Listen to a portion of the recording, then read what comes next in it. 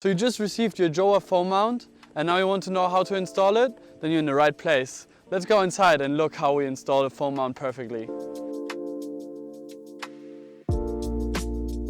So after taking everything out of the box and making sure that you got all the cables, let's go to the installation. So before you install the foam mount, make sure to first clean the back of your screen one time so there's no dust or anything that is obstructing the glue of the mount. So after cleaning your screen, we can go ahead and take our foam mount.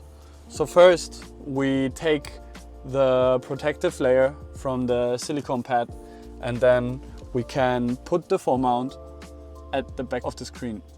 When placing the foam mount, please pay attention that you leave around 1 to 2 centimeters towards the edge of the screen, just to make sure that the mount and the suction cup are sucking to a flat surface so you can create a proper vacuum later on. When mounting the mount, make sure to apply a lot of pressure when putting it on the screen so the silicone properly sticks to the surface. Only after you have properly sticked it to the surface, you take the latch and you flip it over to create a vacuum. And just like that, you already mounted your mount perfectly. It sits super tight and it won't fall off.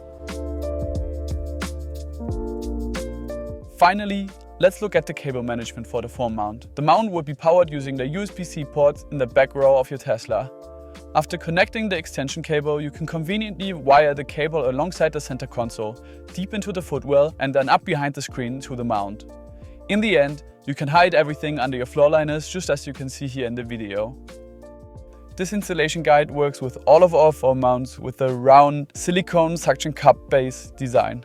This includes the universal foam mount, the MagSafe foam mount and of course the newest version, the active cooling foam mount.